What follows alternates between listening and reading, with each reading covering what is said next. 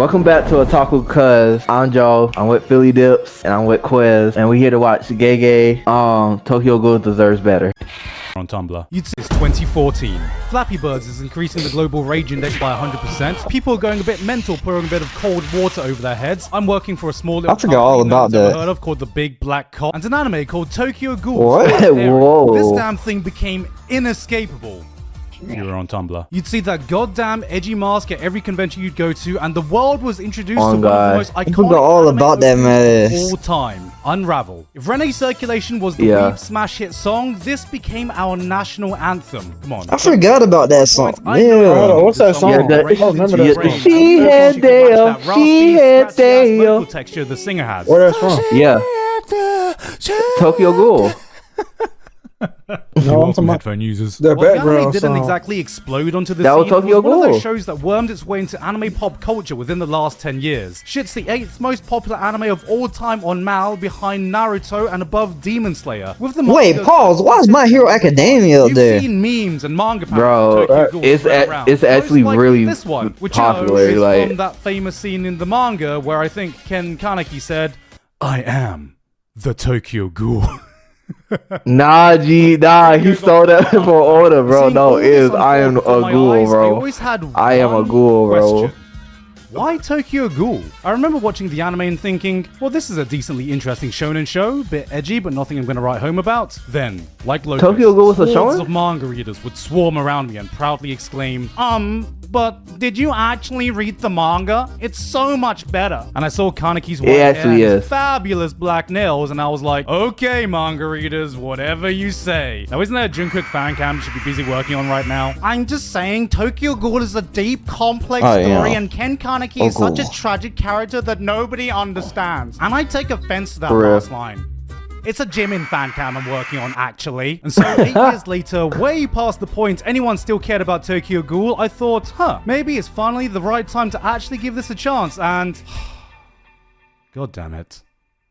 The manga reader... Punch! One Punch Man the Strongest is a One Punch Man turn-based mobile RPG No. that is officially licensed and open by Shueisha themselves, where you can experience some of the most iconic scenes from the anime. Is this an ad? Saitama isn't the only one. It's a though, as there are promo. over 6 look, act, Oh, and sound exactly like humans, except they are stronger, faster, have superhuman abilities, but most importantly, nah, that bro, hunger that dude Andrew was ones crazy. that cannot Ain't that what's his be name? by normal food. No, it was Hunger Jason. that is Yeah, only that man. satisfied by feasting on the flesh. Wait, he was the only one that didn't eat other humans, right? The main No. character, right? Yeah.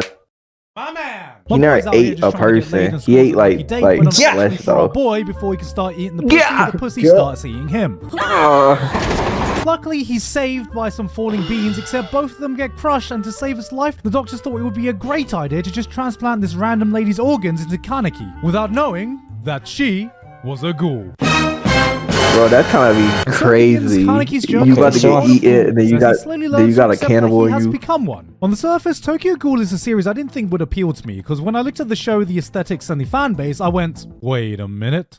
Ghouls are just reskinned vampires. This is a vampire series. I'll be honest, I'm just not a big fan of vampire shows. Bro, There are definitely some that good actually ones, is but a lot true. of the times, it's just not my vibe. Especially the ones I see that have dark, sexy, brooding men. Oh, just I watched that this anime. guy's angst. It's not actually really good. I watched that one too, and that one, and that one. I call them Tumblr shows. Bro, what? Wait. That just reaffirms my preconception. That person didn't look Some up of these age aesthetics radiate just now. I'm 14 and this is deep energy. The type of show with the She fan base, you wouldn't be wasn't, bro. surprised buying The a jar of scene corpse was husband's dark. bathwater and posting images like, there are two That's wolves wild. inside of me. One wants to There's eat, two wolves inside him.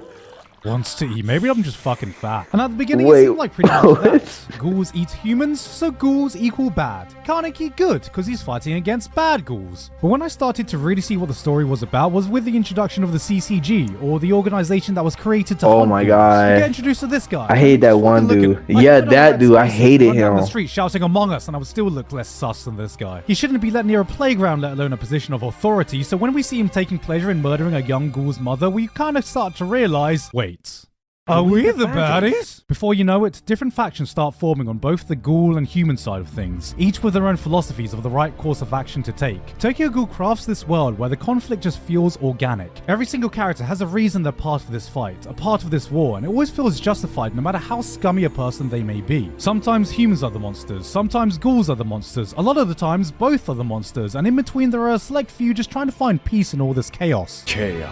Tokyo Ghoul tricks you into thinking this is a story of the struggles of ghouls trying to find a way to exist in a world of humans. And then halfway through, it's like, psych, bitch! Here's Tokyo Ghoul Re, where we shift perspectives to the opposite side of things and see the sacrifices humans need to make to protect themselves from the destruction and despair ghouls can bring. You can't blame ghouls for needing to consume the diets they need to survive any more than you can blame humans for defending themselves from being the hunted. In this world, there are no good guys and bad guys, just guys Can't just buy no regular animal and are meat. willing to fight with their life on the line to protect it. They can't. Every character has their own biases, their own prejudices. Yeah, what? The more you find out about them, the less you can blame them for feeling the way they do. And that's what I feel sets up what makes this series truly shine, which is Kaneki himself. Now, I fully admit, at the beginning, every time Kaneki opened his mouth, I let out a big sigh and eye roll because it was a bit like...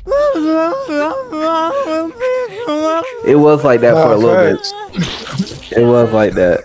But as the series progresses, you see that he's the perfect character to carry you through this story. He's someone who's born as a human that was turned into a ghoul and as such acts as the perfect middle ground between Why the did two his hair worlds. turn white? Here is someone who sees the twisted, Stress unfair, broken and world Jason. for what it is. And because of that, he's in a constant internal battle with himself, unable to fully let go of his human Yeah, that's the side, scene where but his hair unable turned to white fully right there. accept his ghoul side. There are two wolves inside of him. Sorry. Bro, why he keep bringing up these two wolves? Struggle is to me what made this manga so compelling. Little by little, you get to see the transformation of this naive, young, whiny, annoying brat become a symbol of the two sides he represents. Tokyo Ghoul is Kaneki's story through and through, and seeing his journey and how it ties in thematically with the story being told, by the ending of Re, I could absolutely see why he became one of the most iconic characters in the world of manga. All this just because Ken Kaneki wants pussy. One thing that absolutely stands out is the art on display here. You can see Sui Ishida starting off a bit rough at the beginning, but as the series goes on, you can really see him coming to his own. Not only resulting in some legendary panels, but just becoming an absolute master at being able to portray a person's mental state. Kaneki's internal conflict wouldn't have hit nearly as hard if the manga wasn't able to so skillfully convey the raw mess of emotions people can go through. Dialogue bleeds in and out of speech bubbles, paneling loses all sense of structure, the page breaks down just as much as the characters do. When Ishida wants to show you characters' inner thoughts, you don't just see it, you feel it. These art drawing, like, bro, like, the manga go crazy. Officer having to write a will and testament before they go off on a dangerous operation, just in case. And we spend some time just seeing a few people's different approaches. Some send a final message to their family, some just detail who gets what assets. Then we zoom in on one fresh-faced guy who's having trouble the manga writing is his. fire, though. He seems nervously enthusiastic about the operation that's about to take place, and so he ponders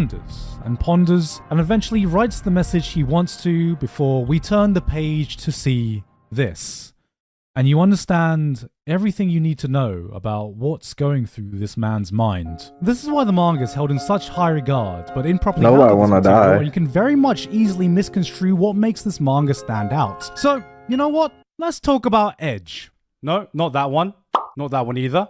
There we go. I'm not gonna lie, one of the biggest things that put me off Tokyo Ghoul initially is that judging from the anime and the fan base, it just seems like it's trying a bit too hard to be edgy. I think this post I found sums it up perfectly. Why do people think Tokyo Ghoul is an edgy anime? I had to ask this after I saw Mother's Basement Tokyo Ghoul video, where he said Tokyo Ghoul was edgy and that he'd rather watch Akame ga Kill. There's triggered flashbacks of how my friends both of those shows are edgy. Emos, or people who shop at Hot Topic like Tokyo Ghoul. I don't follow Nah, that one show, bro. What was that one show? But I do use Tumblr sometimes. Redo a Healer, bro. That Bro, that's not edgy. That's just sick. Exactly what the difference That is was my between a show story right that's dark there. and adult versus What? Pause this. Pause this. We gotta talk about this. Pause this right now, bro. It was a joke. Nah, what you mean It was by a that? joke. Nah, It what was you a joke. mean? It was a joke. The head. It was a joke.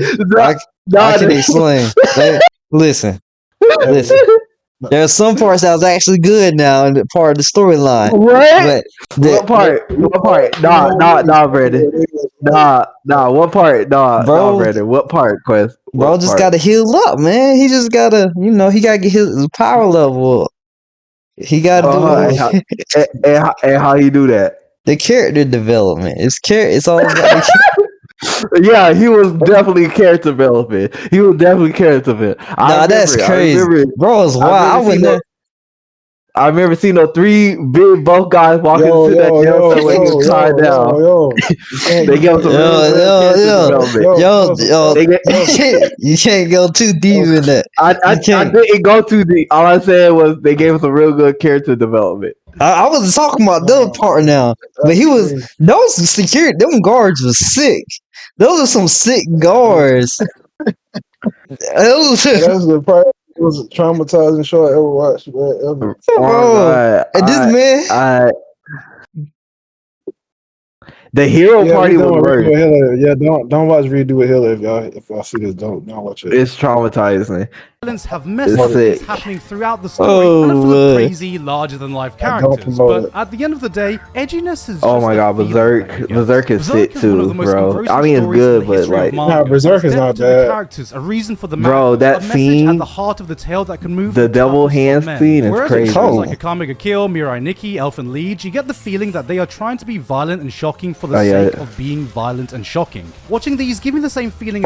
Future Diaries seem way cooler than they actually are, but where that boundary lies can differ from person to person, and the line between mature and edgy is something that can be paper thin. Tokyo Ghoul is a series that lives on this line. It was born there. My boy Kaneki set up camp up there and is navigating it like a goddamn trapeze artist walking down to the tune of Evanescence Bring Me Back to Life. But through his style of storytelling, Ishida manages to keep his manga ever feeling like it's gone full edge. You know, for the longest time, I saw this panel of Kaneki saying, "I am tragedy," being passed around on the internet, and I was like, oh, he didn't even say that. Pizza and give me a plastic fork because this edge is slicing me up. You know, I can't deny, with this aesthetic and style, out of context, this line of dialogue seems to fit perfectly. But it was only after reading the manga did I find out that this is a bloody parody edit. Kaneki doesn't say anything like this in the series, but it shows that all it takes is changing a few words, a few lines of dialogue for Tokyo Ghoul to fall right down there into the depths of edge build. I felt that Ishida managed to avoid this when I was reading the manga, but in the anime, that definitely wasn't the case. And to properly portray my point, I gotta talk about one of the big early turning points in the manga, so if you haven't seen up to the ending of season 1 in the anime, then I'll be doing a spoilery timestamp on YouTube so you can skip ahead. Early on, Kaneki gets kidnapped by a powerful ghoul named Jason who would put him through a living hell. At the time, Kaneki still very much viewed himself as a human, unable to accept his ghoul side, and it would be this that completely breaks him. For 10 long, grueling days, Jason put Kaneki through some of the most unimaginably horrific torture nobody had to experience. Body parts were cut off. A centipede was allowed to run rampant inside of Kaneki's ear. His fingers and toes were cut off so many times that his nails turned black from the constant regeneration of his limbs. And over time, his hair slowly turned from black to white from the sheer stress and trauma of the event. First, just a strand. Oh, sick. Patch, then by the end, a single strand. Just so he can eat Kaneki. He wants Kaneki to be happy that he eats him. Then kept going far beyond that. And at the end of it all, with nothing left to cling on to, no hope left, he turned to this absolutely grotesque panel as you see Kaneki cannibalizing himself, eyeballs popping out, fingers clawing his face off as he finally accepts that he is a ghoul. Seeing this panel for the first time, I got such a guttural reaction of that is so crazy, bro. And it was such a powerful, raw That's way horrible, to show Kaneki completely breaking down and accepting his ghoul side. Now, how did the anime do this? Well, he has a nice friendly chat with Rise before having a little cheeky bite of her, and then for some reason his hair instantaneously turned yeah, they changed the whole thing, like, bro. His mouth, we get this. They still kept the torture and stuff. Yeah. I am. It just, they replaced like him eating his own face and stuff with this part. Overall, but come on, man. Can we even compare? The first time I saw this scene, they should have kept it the same. Oh, you better watch out, Jason. Kaneji's in the house. Yes, this is the exact moment Ken Kaneki becomes Heisenberg. Goddamn right. It's small shit like this that throws off the nuance of emotions you get when you read the manga and shifts it way more into the edgy side. Because yes, having your protagonist spawn white hair and black nails the moment they get a badass, dark, brooding power-up only to have Unravel start playing is edgy as fuck, even if that song is awesome. Even at its best, the Tokyo Ghoul anime never felt like it captured the same visceral emotions contained in the manga. That was the best part. This was the good adaptation. When he beat Jason and he said, what's 1,000 minus 7. This came the direct sequel that they called Tokyo Ghoul Square Root A, which is just, what the fuck does that even mean? What did he say? How did he respond? Did he say 93? They just have a chronic fear of Huh? Did he say did he say 9,993? crying right now. Yes, and then he said, and then he kept on, he made him keep on counting, and then he got on top of him, and then he smacked his head, pulled that thing out his ear. He said, "Cause you try to eat me, it's only fair that I eat you." And then he ate that man. I was like, W's. He did that in the manga and he did it in the anime. I was like, the W's, the Carnegie W's. goes down a completely different path, making a completely anime original adaptation, except somehow stitching things together so they kind of result in the same climactic fights and events, but since they did this while removing all character motivations and moments from the manga, absolutely nothing anyone does makes sense. This is what would happen if you gave the Tokyo Ghoul manga to Stevie Wonder and asked him to recreate the events he read. By removing the same context, by removing the small character moments, by removing all nuance in the story, not only did the developments not make any fucking sense, but oh boy, get ready to walk down that boulevard of broken dreams because we're taking that lonely road right into Edgeville. Tokyo Ghoul is yet another victim of a manga with an anime adaptation that completely squandered everything that made it great. The Tokyo Ghoul re-adaptation tried to salvage it, but by that point it was too late. And even then, I just don't think the studios were good enough to portray the same emotions Ishida was able to etch into his manga. Do I think the manga That's crazy because the girl, she was just talking about Tokyo Ghoul earlier. Where everything started to feel a bit. And she was saying that's what she watching. Some of the fight scenes are just really hard to follow. What a perfect reason for an anime adaptation. But even though the road to get there was messy, Ishida found a way to give a conclusion to all his characters that left me feeling absolutely satisfied. There is so much more here than the edgy Tumblr show I love the ending. it was, and I'm glad I gave it a chance. Tokyo Ghoul deserved better. And I should have listened to the side of me that ignored my preconceptions earlier. Guys, I guess what I'm trying to say is, there are two wolves inside of me. Yeah, that was another episode of Taku Cuz, man. Let's get it. Yeah. Hey, yo, man. See y'all next time, man. Yep. Peace.